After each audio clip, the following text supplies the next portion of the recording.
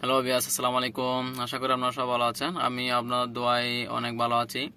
আজকে আমি আপনাদের সামনে আলোচনা করতে যাচ্ছি মুরগির যারা পালন করে তাদের জন্য 4টি বিষয় সম্পর্কে আলোচনা করব। এই 4টি বিষয় আপনাদের জানা থাকলে অবশ্যই আপনারা মুরগি পালন করে ব্যবসা বাণিজ্য করে আপনারা সফলতা অর্জন করতে পারবেন।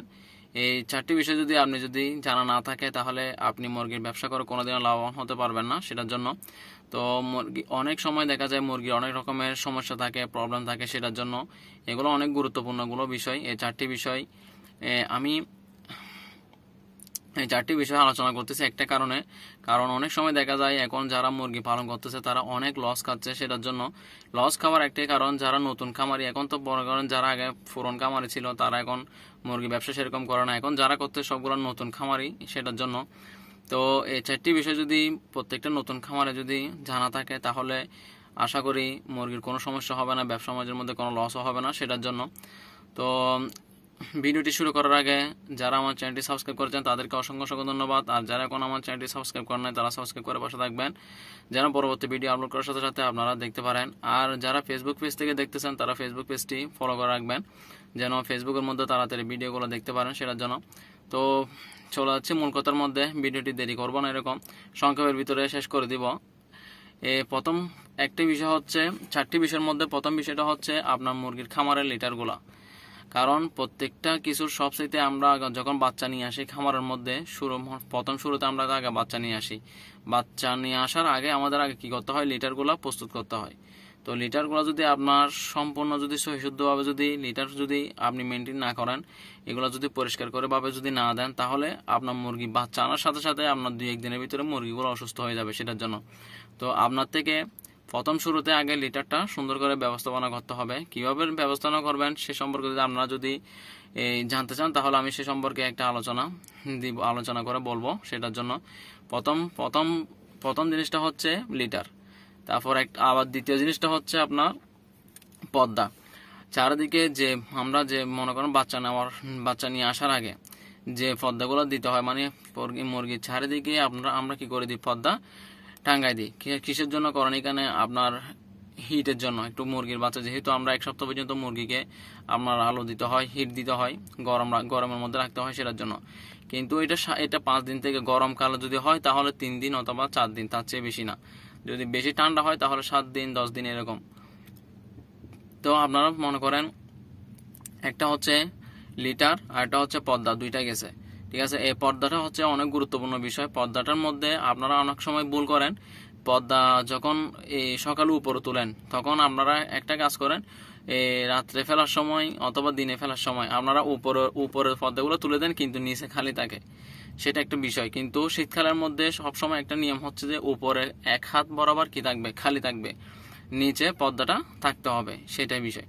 কিন্তু আমরা ভুল করি কিরকম, উপরে সহ পর্দাটা টেনে দিই। যেহেতু এখানে উপরে সহ আপনি যখন একদম জাম্পিট করে ফেলতেছেন তখন এইখানে মুরগির যে অ্যামোনিয়া গ্যাসটা হয় তখন এটা আর বাহির হতে পারে না। এটার জন্য মুরগি অনেক সময় রোগ ব্যাধি হয়, মুরগি মারা যায়, আপনারা ব্যবসার মধ্যে লস খান। সেটার জন্য তো এখন আপনারা যে পর্দাগুলো কি করবেন, পর্দার মধ্যে নিচে খালি রাখবেন না। শীতকালে নিচে খালি রাখার প্রয়োজন নেই। আপনারা কি করবেন, উপরে 1 হাত খালি রাখবেন যেন মুরগির অ্যামোনিয়া গ্যাসটা বের হয়ে যায়। ঠিক আছে, সেটার জন্য। আর নিচে খোলা রাখা যাবে না শীতকালে।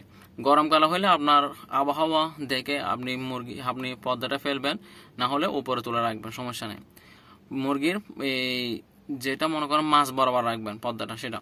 তাহলে একটা হচ্ছে লিটার, একটা হচ্ছে কি মুরগির মানে খামারের পর্দা, 2টা। আরটা হচ্ছে মুরগির খাবার, 3টা।